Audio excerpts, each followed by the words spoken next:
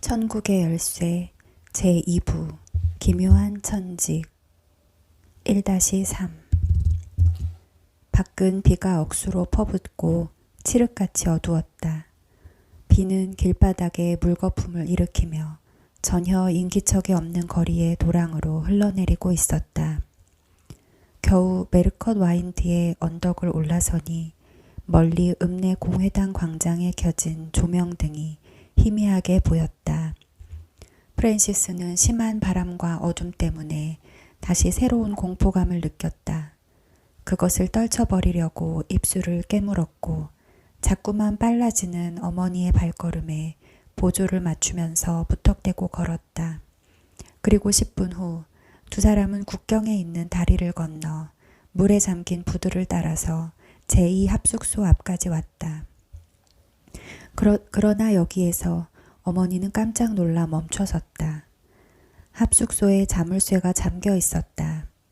아무도 없는 것이다. 그녀는 어떻게 하면 좋을까 하고 망설이면서 발걸음을 돌렸다. 그러자 갑자기 강 위쪽으로 1마일쯤에 샘 멀리스가 살고 있는 제5합숙소의 희미한 등불이 눈에 띄었다. 멀리스는 어느 모로 보나 술 주정꾼에 지나지 않았으나 뭔가 뉴스를 알려줄지는 모른다. 그녀는 다시 걷기 시작했다. 물 때문에 보이지 않는 풀숲의 울타리나 도랑에 빠져 넘어지면서 홍수가 진 들판을 힘겨운 줄도 모르고 가로질렀다. 어머니 옆에 바싹 달라붙어 걷고 있는 프랜시스도 한 발짝을 옮길 적마다 어머니의 불안이 더해가는 것을 느꼈다. 두 사람은 겨우 제5합숙소에 도착했다. 그 집은 콜타르를 칠한 목조의 바라크로 강 언덕에 쌓아 올린 석축의 높은 방파제를 등지고 있었다. 바라크 주위에는 어망이 빙 둘러쳐져 있었다. 프랜시스는 이제 잠시도 지체할 수가 없었다. 숨을 헐떡이면서 뛰어가 황급히 문짝을 밀어젖혔다. 그리고 하루 종일 근심하던 그는 자기도 모르게 큰 소리를 치며 눈이 휘둥그레졌다. 샘 멀리스의 간호를 받으면서 아버지가 거기 벤치에 누워 있었다. 흑빛이 된 얼굴은 피투성이었고 한쪽 팔에는 아무렇게나 붕대를 감고 얼굴에는 시뻘건 상처가 깊게 나 있었다.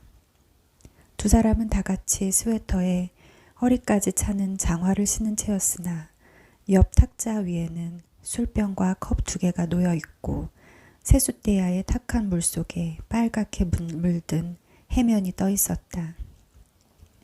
휴대용 호롱이 두 사람 위에 누르스름한 불빛을 던지고 지붕을 때리는 심한 빛 속에서 구석구석에 기분 나쁜 파란 그림자가 흔들리고 있었다. 어머니는 황급히 달려가서 벤치 옆에 쓰러질 듯이 무릎을 꿇었다. 알렉스, 많이 다쳤군요. 아버지는 눈이 흐려 보이지 않는 것 같았으나 핏기 없는 부르튼 입술로 약간 웃어 보인 것 같았다. 아니, 웃으려고 한 것 같았다. 그래도 상대 놈보다는 덜하답니다, 아주머니. 그녀의 눈에는 눈물이 넘쳐흐르고 있었다.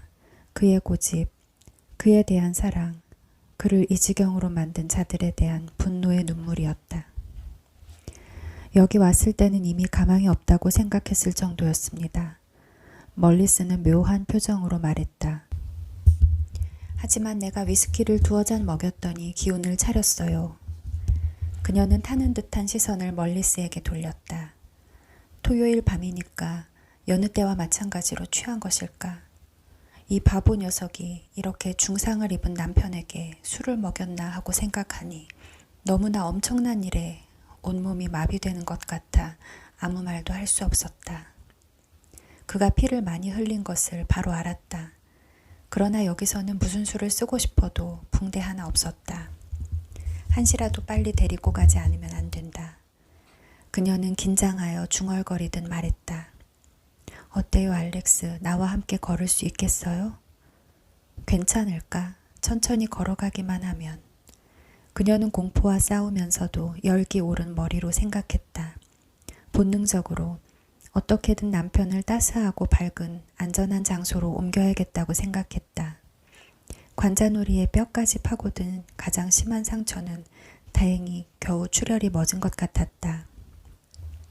그녀는 자기 아들을 돌아보며 말했다. 프랜시스, 빨리 뛰어가. 폴리 아주머니에게 빨리 준비해달라고 해라. 그리고 바로 의사 선생님을 부르러 가는 거다. 알겠지? 프랜시스는 오한이 든 것처럼 떨면서 자기도 모르게 알았다는 표시로 고개를 끄덕여 보였다. 그리고 아버지에게 마지막 시선을 던지고는 고개를 떨군 채 미친 듯이 부두 쪽으로 달려갔다. 자, 여보 일어나 보세요. 자, 내 손을 붙잡고. 멀리스가 부축하려는 게 방해가 될 뿐이라는 것을 그녀는 잘 알고 있었으므로 냉정히 거절하고 남편을 부축해 일으켜 세웠다. 그는 다리를 휘청거리면서 시키는 대로 천천히 발걸음을 내딛었다. 그는 몹시 떨면서 무엇을 하고 있는지 자기 자신도 모를 정도였다. 난 가네쌤, 잘 있거나. 그는 어지러움을 느끼면서 중얼거렸다. 그녀는 미덥지 못하다는 생각이 가슴에 치밀어 입술을 깨물었으나 그러면서도 쏟아지는 빗속으로 그를 억지로 데리고 나섰다. 출입구의 문이 안에서 닫혔다. 날씨 따위는 상관할 것도 없었으나 비틀거리며 서 있는 남편을 돌아보고 엘리자베스는 비로소 이 부상당한 사람을 데리고 돌아가지 않으면 안 될 그 들판의 흙탕물 속 꾸불꾸불한 길을 생각하고 망설였다. 그렇게 망설이고 있을 때 불현듯 한 생각이 떠올랐다. 이 생각을 어째서 진작하지 못했을까? 기와공장에 다리를 건너 지름길로 가면 적어도 1마일 정도는 가까우니까 20분이면 집에 도착해 침대에 누일 수 있을 것이다. 그녀는 새로운 결심을 하고 남편의 손을 잡았다. 억수로 쏟아지는 빗속에서 남편을 부축해 강 위쪽의 다리를 향해 걷기 시작했다. 처음에는 그도 아내의 속셈을 짐작하지 못했으나 심하게 흐르는 물소리가 들려오자 문득 멈춰섰다. 어디로 가는 거요? 엘리자베스, 트위드 강이 이렇게 세차게 흐르고 있는데 기와공장 다리를 어떻게 건넌단 말이오? 난 건너지 못해요. 잠자코 계세요, 알렉스. 말을 많이 해서 체력을 소모하지 마요. 그녀는 남편을 달래고 끌어안듯이 하면서 전진해 갔다. 이윽고 다리가 있는 곳에 다다랐다. 다리는 철사로 된 로프에 난간이 달려있는 좁은 판자의 가교로 강폭이 가장 좁은 곳에 있었다. 비교적 튼튼했으나 기와공장을 위해서 놓은 것이므로 꽤 오래전에 공장이 폐쇄된 후부터는 사용하는 사람이 거의 없었다. 한 발을 다리에 걸친 엘리자베스는 어둠과 귀가 막힐 정도로 세찬 물소리에 불현듯 막연한 불안감과 일종의 예감 같은 것을 느꼈다. 다리는 두 사람이 나란히 서서 걸어갈 만큼 폭이 넓지 못했으므로 그녀는 잠깐 멈춰섰다. 갑자기 모성애와 같은 묘한 감정이 치밀어 올랐다. 비에 흠뻑 젖어 무력해진 남편을 돌아보며 물어보았다. 난간을 붙잡고 있지요? 잡고 있어. 굵은 철사의 로프가 남편의 커다란 손 안에 있는 것을 확인했다. 그러나 머리는 혼란스럽고 숨은 차고 마치 무엇에 홀리기라도 한 사람처럼 그녀는 그 이상 어찌해야 좋을지 몰랐다.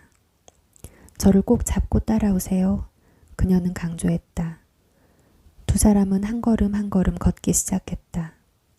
겨우 중앙까지 왔을 때였다. 비로 미끈거리는 널빤지에 그의 한쪽 발이 미끄러졌다. 이런 밤이 아니었다면 대수롭지 않았을 테지만 이미 다리 위까지 넘치고 있는 트위드 강의 세찬 탕류는 순간적으로 그의 장화에 물이 가득 차게 했다. 세찬 탕류와 장화의 무게에 필사적으로 저항했으나 다시 한쪽 다리마저 미끄러졌다. 납덩이처럼 무거운 두 다리의 장화는 애탈에서 얻어맞아 기진맥진된 그의 체력으로는 어쩔 수가 없었다. 그의 소리에 놀라 돌아다본 그녀는 반사적으로 소리치며 그의 몸뚱이를 꼭 붙잡았다. 그때 탕류가 밀려왔고 남편은 난간의 로프를 놓쳐버렸다. 그녀는 두 팔로 남편을 껴안고 온 힘을 다해 그를 끌어당기려 했다. 하지만 탕류와 칠흑의 어둠이 순식간에 두 사람을 집어삼키고 말았다. 그날 밤 프랜시스는 밤새도록 아버지와 어머니를 기다렸다. 그러나 끝내 두 사람은 돌아오지 않았다.